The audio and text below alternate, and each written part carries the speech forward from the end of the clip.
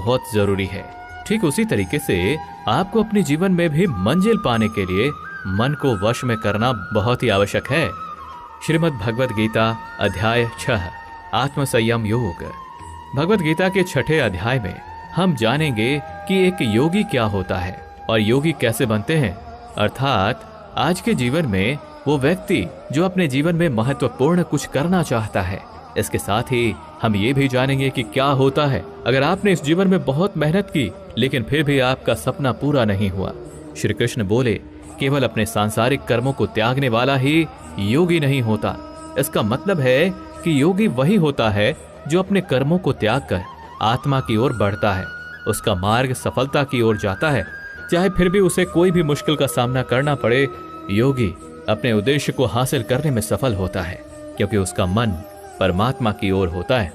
वो व्यक्ति जो करने योग्य सभी कार्य को पूरी ईमानदारी से निभाता है, उसके फल की प्राप्ति की लालसा नहीं करता, वही असली योगी कहलाता है। जो व्यक्ति अपने मन पर विजय पा लेता है, उसके लिए संसार में और कुछ जीतने की अत्यंत आवश्यकता नहीं होती, और जिसका मन इधर उधर चलता रहता है, उसके लिए संसार में कुछ भी प्राप्त करना सरल नहीं होता, क्योंकि हमारा प्रिय मन हमारा साथी होता है, और अगर हम उसके गुलाम बन जाते हैं तो वो हमारा सबसे बड़ा दुश्मन बन जाता है।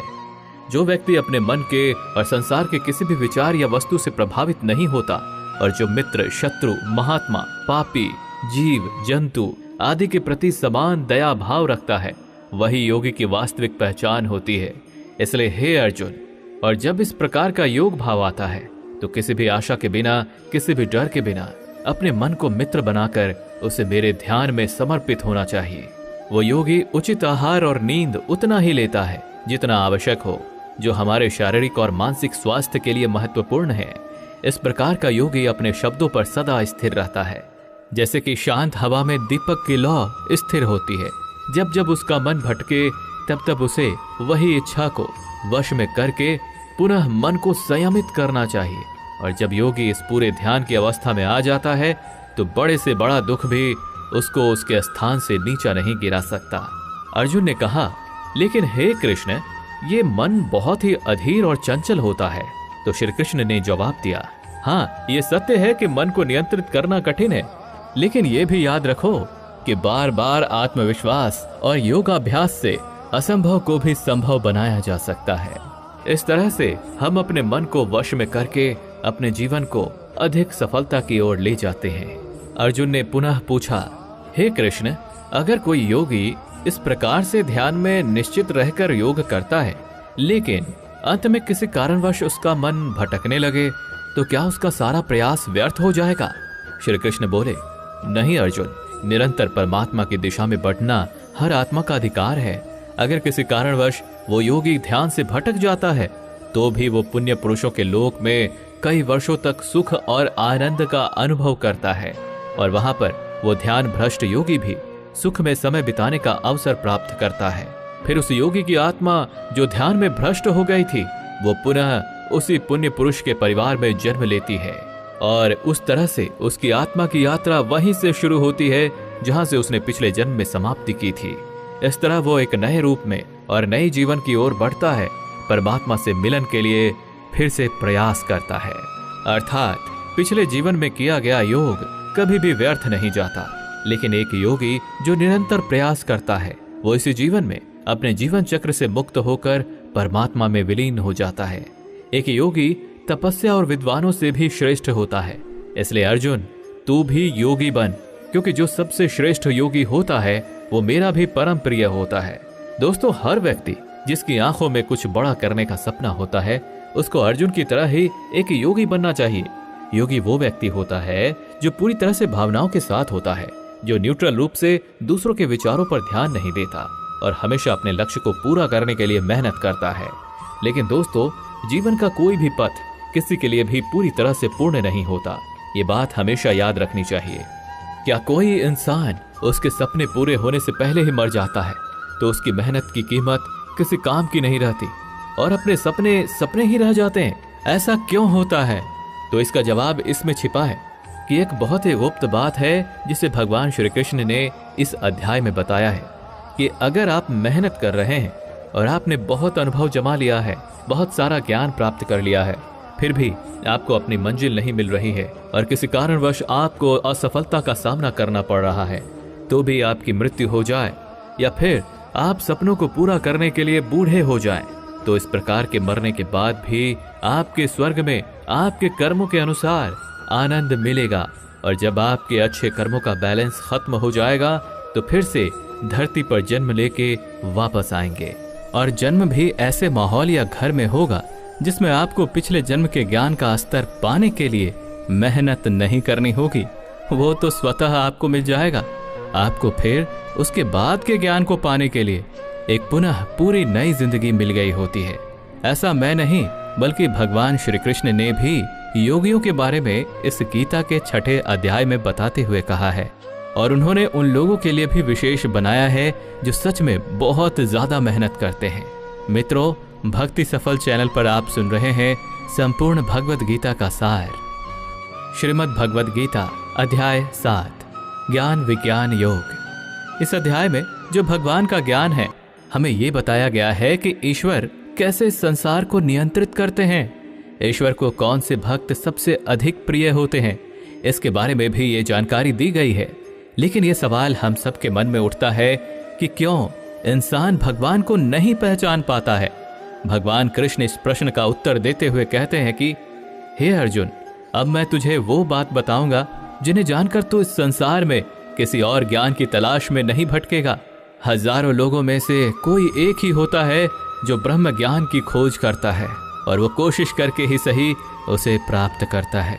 और ऐसे हजारों कोशिशें करने वालों में से कोई एक ही मेरे प्रेम में विश्वास और समर्पण के साथ प्राप्त कर पाता है। मेरे 2 रूप हैं, एक जन रूप जिसमें पृथ्वी, वायु, जल, अग्नि और आकाश, साथ ही मन, बुद्धि और अहंकार है। वहीं दूसरा है चेतना रूप जिसमें सृष्टि का चक्र है, समय को भी मैं ही निरंतर चलाता हूँ। जल, ओमकार, चंद्रमा, सूरज मैं ही हूँ। पृथ्वी की सभी पवित्र ग्रंथ, बुद्धिजीवियों का तेज, अग्नि और तपस्वियों का तप, धर्मों का पवित्र कर्म, अलग अलग समयों का काल और बलवान का बल भी मैं ही हूँ।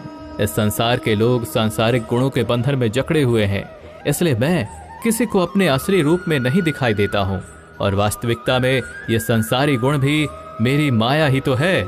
मगर जो मनुष्य इस मोह माया को तोड़ देता है वो मेरा भक्त बन जाता है। माया के जाल में फंसे हुए मूर्ख लोग मेरी शरण में नहीं आ सकते हैं। कोई भी भक्त 4 विभिन्न प्रकार से मेरी पूजा करता है, कोई प्राप्ति की इच्छा रखने वाला, कोई दुख के समय मुझे याद करने वाला, और कोई मुझे पहले से ही जानने वाला। लेकिन इनमें से मुझे सबसे अधिक प्रेम करने वाला ज्ञानी भक्त पसंद है। ये चारों भक्त दयावान होते हैं, लेकिन ज्ञानी पुरुष तो मानो मेरा ही रूप है। और ज्ञानी भक्तों में से वो व्यक्ति भी शामिल है जिन्होंने मुझे बहुत सारे जन्मों से माना है, और मृत्यु के बाद भी उनकी आत्मा मुझ में ही मिल जाती है।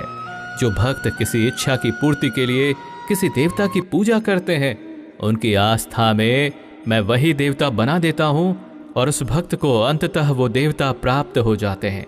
इस फल की अवधि समय सीमित होती है। अगर कोई भक्त मेरी पूजा करने के लिए किसी भी तरह का प्रयास करता है तो मैं उसे अपना बना लेता हूँ, जबकि दूसरी तरफ वे मूर्ख जो मुझे जन्म लेने और मरने वाला मानते हैं वो मुझे प्राप्त नहीं कर पाते हैं। मैं भूतकाल, वर्तमान और भविष्य को जानता हूँ, हालांकि श्रद्धा रहित लोग मुझे नहीं जान सकते। वे भक्त जो सांसारिक मोह और माया को छोड़कर उच्च कर्मों का अभ्यास करके मेरी भक्ति करते हैं, वे मृत्यु से मुक्त होकर मुझ में ही लीन हो जाते हैं। जब आप अपने जीवन में कोई लक्ष्य स्थापित करते हैं तो समय बीतने के बाद वो लक्ष्य भूलने की आशंका हो सकती है, क्योंकि विभिन्न विचारों और कार्यों की बहुत अधिक चिंता होती है।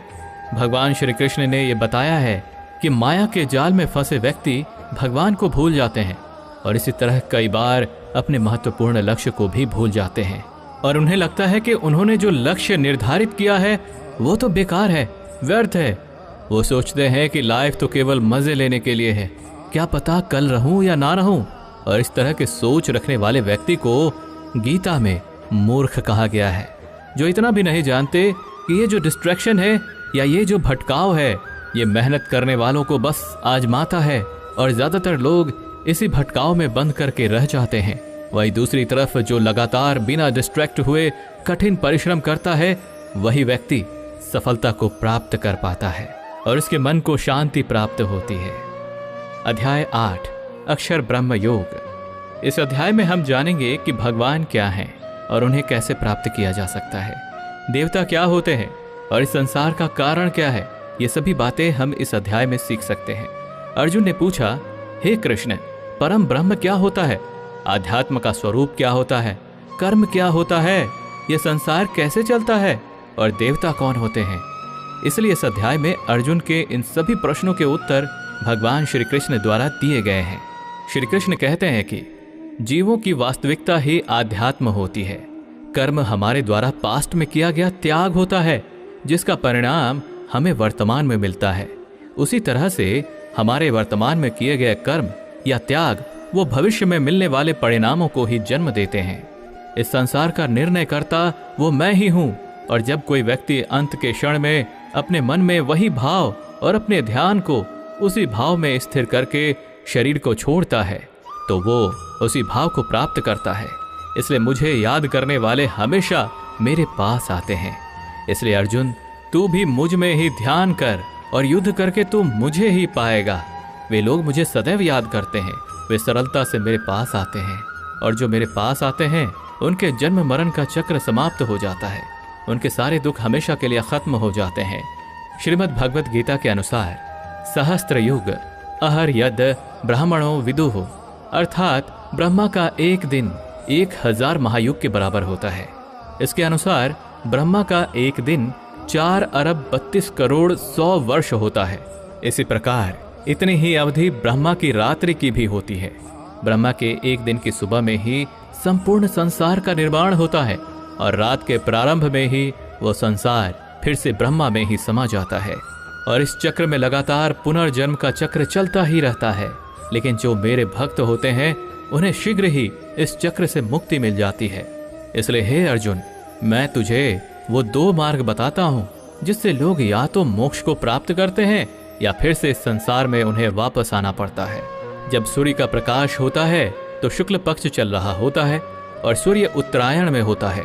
जब कर्मयोगी जो शरीर छोड़ने वाला होता है मेरे पास हमेशा के लिए आ जाता है, और जब रात्रि होती है तो कृष्ण पक्ष आता है और सूर्य दक्षिणायन में मौजूद होता है। उस समय पर कर्मयोगी अपने शरीर को त्याग कर परलोक में जाते हैं और वहां बहुत समय तक आनंद सुख भोगते हैं। फिर संसार में उन्हें वापस आना ही पड़ता है। केवल एक योगी ही इस रहस्य को समझकर सभी कर्मों के फलों के मोह को छोड़कर परम ब्रह्म में मिल पाता है। अब हम इस चैप्टर को आजकल के समय में देखें तो वो लोग जो अपने लक्ष्य को हमेशा के लिए यादगार बनाना चाहते हैं उन्हें बहुत ही मेहनत करनी पड़ती है, क्योंकि जैसा श्री कृष्ण ने बताया है ये संसार का चक्र बहुत बड़ा है और लोग आते जाते रहते हैं। लेकिन वे लोग जो अपने जीवन में अद्वितीय निश्चय रखते हैं उन्हें ज्ञान योगी और कर्म योगी बनना होता है। ब्रह्मा का एक दिन बहुत लंबा होता है। इसका मतलब है कि ये ब्रह्मांड बहुत पहले से मौजूद है और बहुत आगे तक चलेगा, और हमारा जीवन इस ब्रह्मांड के सामने बहुत छोटा होता है। इसलिए हमें ऐसा नहीं होने देना चाहिए कि हम सिर्फ अपने सपनों में